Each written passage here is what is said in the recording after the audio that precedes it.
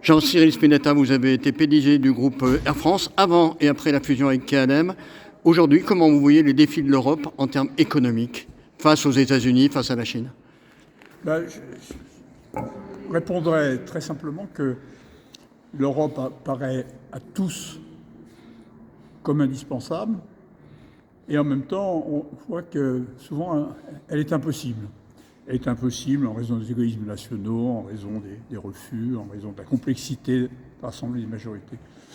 Elle est indispensable si l'Europe veut être présente dans le domaine du numérique, dans le domaine de la défense, bref, dans la plupart des domaines économiques et domaines de souveraineté. Et aujourd'hui, je dirais que ceux qui sont contre l'Europe et qui se représentent contre l'Europe au nom du patriotisme, en réalité, acceptent la vassalisation des États européens et le patriotisme est passé du côté des Européens et non plus de ceux qui défendent les intérêts nationaux.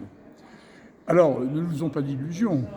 Les choses sont telles qu'on ne pourra pas modifier le traité, mais il faut que les États européens retrouvent le souci qu'ils ont eu pendant des décennies de l'intérêt commun et non pas de faire privilégier les intérêts nationaux par rapport aux intérêts communs de l'Europe. Actuellement, par exemple, l'Europe a pris conscience du défi du numérique et c'est acquis aura chez lui les investissements qui permettront que l'Europe existe en matière de numérique. Notamment, les Allemands souhaitent faire de la Saxe le domaine. Il faut rompre avec ça. Il en est la même chose d'ailleurs au niveau de la défense. Même chose peut-être. Il faut rompre avec ça. Il faut retrouver le sens des intérêts communs, le sens de la coopération commune entre les nations européennes et ne pas se battre, chaque État défendant ses intérêts nationaux. Je crois que c'est possible. C'est le rôle de la Commission de faire prévaloir cet intérêt commun. J'espère qu'elle sera capable de le faire à l'avenir.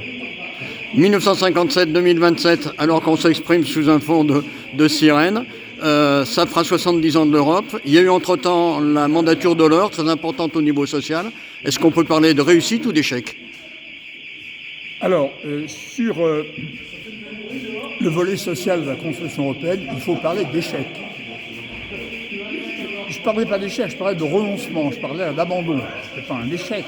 C'est qu'on n'a même pas essayé au niveau de la Commission et au niveau des États de donner vie à ce volet social de la construction européenne. Il y a eu ce que j'appellerais même une trahison d'engagement qui avait été pris. Dès lors que Delors a cessé d'être président de la Commission et de considérer que c'était l'une des priorités de construire ce volet social. Alors il faudra reprendre ça. Je pense que l'Europe ne pourra réellement exister, être une réalité vécue de manière positive par les différents États européens que si ce volet social trouve une concrétisation concrète dans des projets européens qui lui donnent corps, qui lui donnent vie.